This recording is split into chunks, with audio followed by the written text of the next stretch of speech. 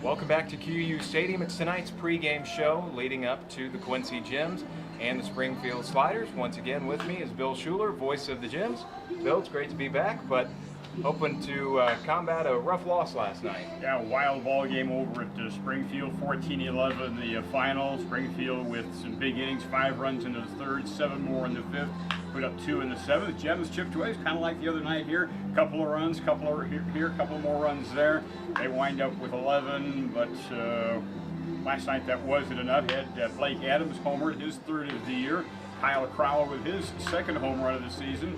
Big nights for a couple of other hitters. Klotz with a couple of 3 hits. Francisco Rodriguez 3 for 4. Good offensive performance, but one of those nights where the pitching wasn't quite right. Yep.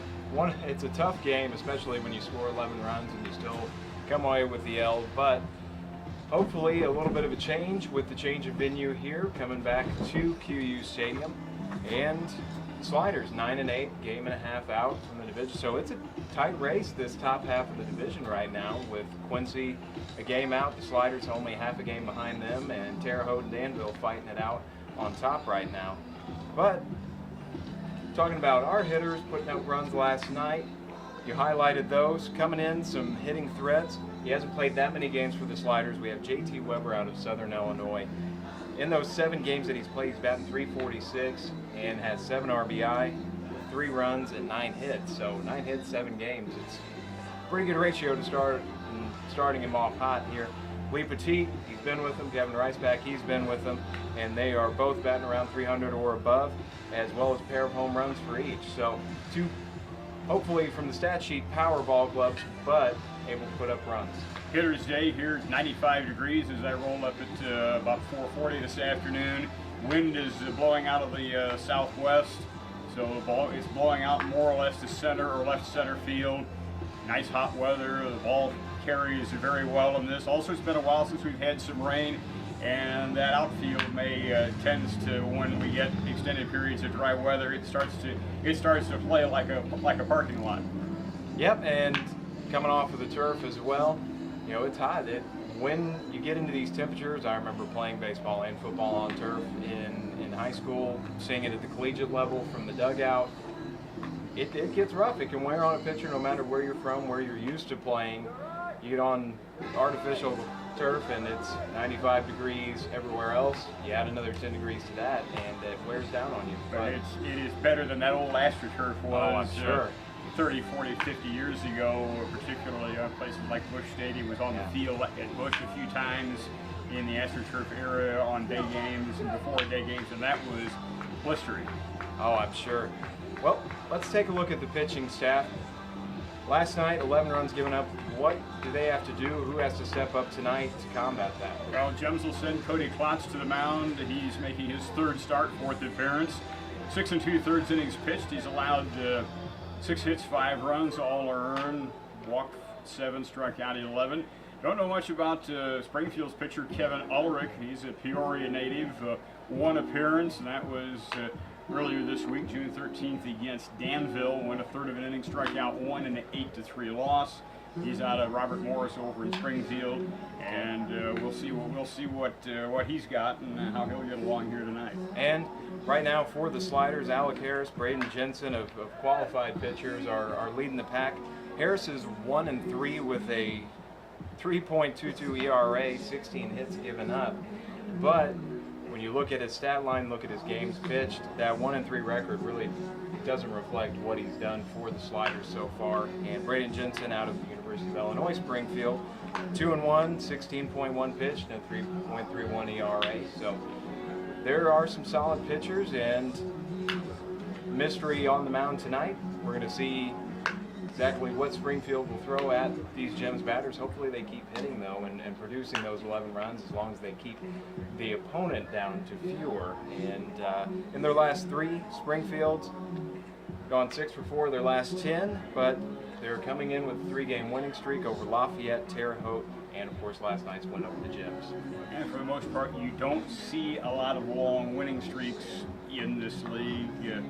Over the years, the league tends to be bunched right around the 500 mark. There will be exceptions one way or the other. Terre Haute trying to be an exception, and with the fast start they had, although they drifted back a little bit to the pack. There's 3 teams within 2 games of them on the loss side. Hannibal and Lafayette have drifted back off of the pace, and hopefully one, if not both of them, can close the gap. It'd be kind of fun to watch a 6-team race down the stretch here into late July and early August. Top two in each division go on to postseason, as I understand the format at this point, and way early, but Quincy's sitting there, game back on the lost side behind Danville for that.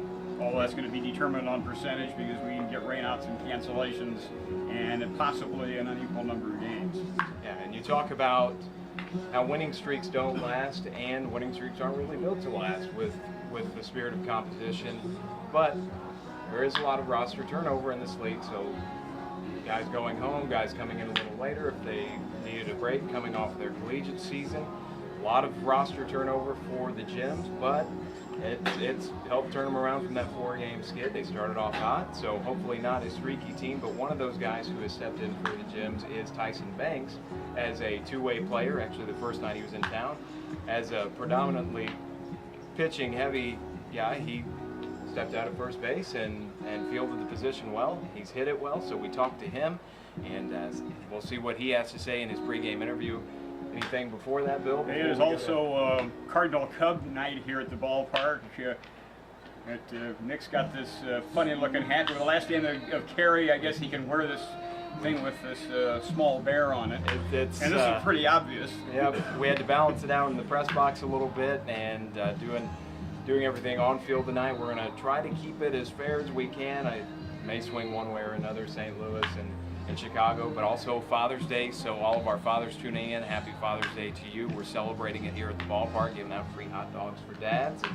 It's a great promotion as well. And a little bit lighter week. They've got a doubleheader tomorrow in Terre Haute, but then get a day off, and it's a week of Springfield. They come home against Springfield on Thursday, then they get to play them again next weekend. So some great promotions lined up for that, heading into our special military night on the 30th. That's our next fireworks date, so wanted to let some folks know about that. But I think we'll go to that interview with Tyson Banks and celebrate a little Cardinals-Cubs rivalry as well as Father's Day here at the ballpark, and we'll come back to Bill Schuler with tonight's starting lineups.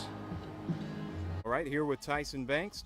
So Tyson, what's your first impression in Quincy been? It's been really good. I like it here. I like the atmosphere. Fans are great, teammates are great, coaches are great. Great.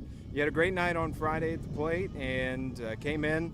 I remember one of those first few days you got thrown out at first base. So how does it feel getting thrown into things like that but still having some good success? It feels good coming out here and playing for a great environment. Just coming out here with a good group of guys. I mean, it makes you play better. It's good talent out here, so it makes us JUCO guys get a whole lot better. Yep. Native of Odessa, Texas, right? Yes, sir. So not too shy with the heat, but also how does it feel coming out of a predominantly football known environment like that into baseball and having success? Yeah, it's pretty rare for baseball players to come out of that town. I mean, just my passion was baseball, so I just kept playing baseball, and that's what I love. So great. And what's your focus here in Quincy as a player? Mainly to come out here, get better, get lots of reps, see better pitching than I've seen at the JUCO. So when I go to the next level, I'll be really prepared for it. Great. And what are your expectations the rest of the season? You've had a great start. How do you plan on continuing that? Just keep playing how I'm playing, kind of superstitious, keep doing everything I'm doing, then try to get a ring. All right. And anything quirky with your superstitions? Wade Boggs eating chicken all the time, or Carlton Fist, things like that. Anything that stands out to somebody? I don't know. It's like my own thing. So like everything's just got to go perfect on game day. It's just not really a big superstition, but just everything's just got to go right.